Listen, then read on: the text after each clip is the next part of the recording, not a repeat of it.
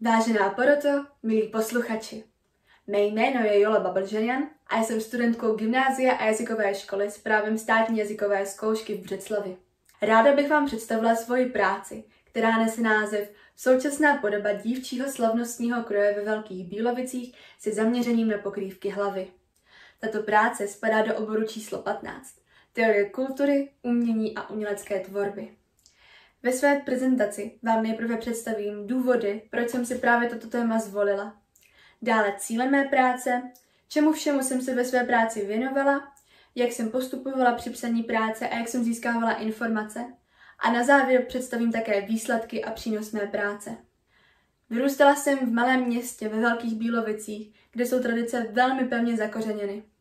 A proto, přestože z Velkých Bílovic původně pochází pouze má babička a polovinu rodiny mám v zahraničí, byl folklor i tradice od malička součástí také mě. Chodím v kroji a navštěvuji všechny folklorní akce ve Velkých Bílovicích. Od určitého věku jezdím také na hodové slavnosti a hodové plesy do okolních obcí. Začala jsem zjišťovat, že kroje se v různých obcích liší, ale že mají také mnoho společného. To mě velmi zaujalo a chtěla jsem se o tom dozvědět co možná nejvíc. Bohužel jsem ale zjistila, že regionu, ve kterém se Velké Bílovice a okolní obce nachází, Hanácké Slovácko, nebyla v literatuře věnována příliš velká pozornost. Svým pozorováním a získáváním informací od místních odborníků jsem ale nabyla spousty vědomostí, které jsem si nechtěla nechat pouze pro sebe, aby byly mým soukromým archivem informací, ale chtěla jsem je sdílet také s ostatními prostřednictvím této práce. Původně jsem se ve své práci chtěla zabývat kroji z celého Hanáckého Slovácka. Velmi brzo jsem ale přišla na to, že to je tak zajímavé, ale natolik rozsáhlé téma, že to rozhodně není v mých silách a nevystačím si pouze s jednou prací. Proto jsem se rozhodla zaměřit se primárně na, dle mého názoru, ozdobu celého hanátsko-slováckého kroje a tím jsou pokrývky hlavy. Cílem mé práce je tedy zmapovat podobu pokrývek hlavy, všech, které se nosily ve Velkých Bílovicích v minulosti, ale které se nosí také v současnosti. Nejstěžejnějším cílem mé práce je potom popsání ruční výroby jedné z těchto pokrývek, ruční výroby věnců, která je nyní bohužel v ohrožení. Dále chci také představit velmi specifický způsob zaplétání vlasů pod velkobílovický věnec a také prokázat regionální rozdíly podoby věnců v různých obcích a dokázat tak, že každý kroj je jedinečný. V první části své práce se věnuji regionu Hanácké Slovácko. Jak už jsem zmiňovala, tomuto regionu nebyl v literatuře dán příliš velký prostor a z toho vyplývá také to, že například hranice tohoto regionu pochází z 19. století. Já jsem se rozhodla tyto hranice aktualizovat a zúžit je pouze na obce, ve kterých se hanátsko-slovácký kroj nosí i v současnosti.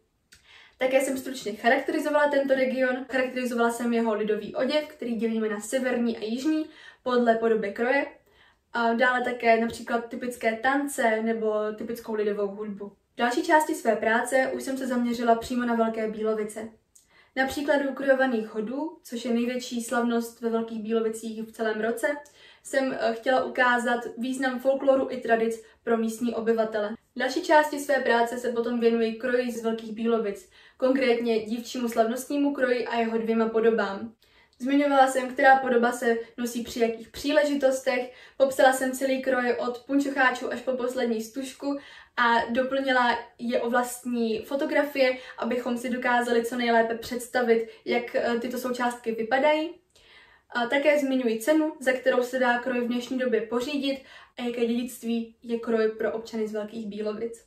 V další části už jsem se zaměřila přímo na pokrývky hlavy. Zmapovala jsem celou historii všech pokrývek hlavy, které se zde nosily, z jakých materiálů se dříve vyráběly, z jakých materiálů se vyrábějí dnes, proč se některé pokrývky v dnešní době už nenosí a v minulosti se nosily a samozřejmě také význam pokrývek hlavy v minulosti i dnes. Nejdůležitější část mé práce tvoří kapitola, kde se zabývám ruční výrobou věnců. Tyto věnce jsou charakteristickým znakem hanátsko-slováckých krojů a dle mého názoru také jednou z nejkrásnějších částí kroje. Jejich výrobou se zabývá jedna jediná paní Marie Skřežinová, která je 80 let a bohužel nemá svého nástupce. Proto nevíme, jak bude výroba věnců v budoucnosti vypadat a jestli vůbec bude pokračovat. Já jsem se rozhodla celý tento postup ruční výroby zaznamenat. Paní Skřišinovou jsem navštívila, ona mi celý postup ukázala, vysvětlila mi, jaké materiály a pomůcky se používají a já je poté zaznamenala do své práce. Zabývám se také historií věnců obecně, z čeho se třeba vyráběly dříve, jaké materiály a pomůcky byly potřeba, proč se neosvědčily, jaký význam vůbec věnec má. A samozřejmě také popisuju celý postup výroby, nejenom slovně, ale doplněné pomocí fotografií, aby byl postup co nejsrozumitelnější a opravdu každý se ho mohl naučit díky mé práci. V této kapitole vysvětluji také to, jak se o věnce správně starat, jak je udržovat, aby co nejdéle vydrželi co nejkrásnější a my je mohli zachovat pro další generace. Vzhledem k tomu, že jsem se zabývala věnci a velkými bílovicemi, nemohla jsem vynechat ani specifický způsob zaplétání vlasů pod velkobílovický věnec, který se provádí pouze ve Velkých Bílovicích a v Moravském Žižkově. Aby si dívka z Velkých Bílovic mohla tento krásný věnec na sebe nasadit, musí se jí nejdřív zaplést konstrukce z vlasů a stužek pod tento věnec. Celý proces trvá 3/4 hodiny až 1 hodinu a je velmi náročný, skládá se z mnoha různých kroků. Všechny tyto kroky jsem velmi podrobně vysvětlila a doplnila je také o fotografie, aby byl popis co nejpřesnější a mohl podle něj každý zvládnout tady tuto konstrukci vytvořit. Zmiňuji samozřejmě také materiály a pomůcky pro toto využívané.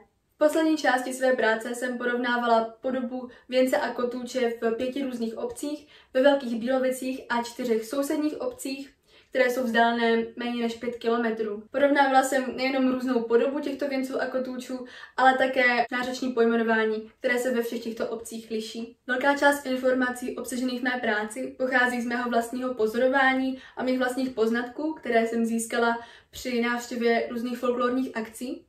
Samozřejmě ale také vycházím z literatury, ale jak už jsem zmiňovala, těch zdrojů nebylo příliš mnoho a proto jsem spoustu informací získala také od místních odborníků nebo obyvatel, kteří byli ochotní se mnou podělit o své poznatky a o své zkušenosti. Využívala jsem také metody komparace, kdy jsem porovnávala například hanácko-slovácké kroje jižní a severní nebo podobu věnců a kotůčů v různých obcích. Myslím si, že všechny cíle, které jsem si stanovila, se mi podařilo splnit. Zmapovala jsem všechny pokrývky, které se kdy nosily ve Velkých Bílovicích k dívčímu slavnostnímu kroji, od vůbec první zmínky až po současnost. Za nejúspěšnější považuji zachování umění ruční výroby věnců. Velmi důkladně a podrobně jsem popsala celý postup ruční výroby, tak, aby každý, kdo by se jí chtěl třeba v budoucnosti věnovat, mohl použít moji práci jako návod, když třeba nebude mít možnost se s paní Skřišinovou setkat osobně. Také jsem zjistila, proč je výroba věnců tak ohrožená. Kromě toho, že je samozřejmě výroba velmi náročná a je potřeba velmi zručný člověk, tak je také časově velmi náročná. A hodiny práce, které jsou potřeba na výrobu jednoho jediného věnce, vůbec neodpovídají finančnímu ohodnocení. Za přínosné minimálně pro obyvatele Velkých Bílovic považuji také zaznamenání způsobu zaplétání vlasů pod velkobílovický věnec, které je velmi specifické a zajímavé a čím dál méně žen ho ovládá a proto si myslím, že by tato práce mohla sloužit taktéž jako návod pro ty, kteří by se měli zájem se toto naučit. Teď jsem prokázala regionální rozdíly v podobě věnců v 5 obcích a nejenom v podobě, ale také v nářečním pojmenování. Věřím, že má práce může být zdrojem informací pro všechny milovníky folkloru, kteří se zabývají hanáckým, slováckem nebo právě pokrývkami hlavy a chtějí se o nich dozvědět něco víc. Zároveň doufám, že postup ruční výroby věnců bude zachován minimálně v této práci a najde se někdo, kdo se třeba pokusí v budoucnu se tento postup naučit a pomůže mu právě má práce a bude tak zachováním pro další generace. Závěrem bych chtěla říct, že ohrožená rozhodně není pouze ruční výroba věnce, ale také ruční výroba dalších součástek kroje, jako jsou například střevíce nebo malované mašle. Lidé si zatím tento problém plně neuvědomují, ale až si ho uvědomíme, tak už může být třeba pozdě. Proto doufám, že má práce bude sloužit jako zachování tady tohoto umění, protože by byla škoda přijít o tak nádhernou část kroje, jako je třeba věnec. To by bylo ode mě vše. Děkuji za pozornost.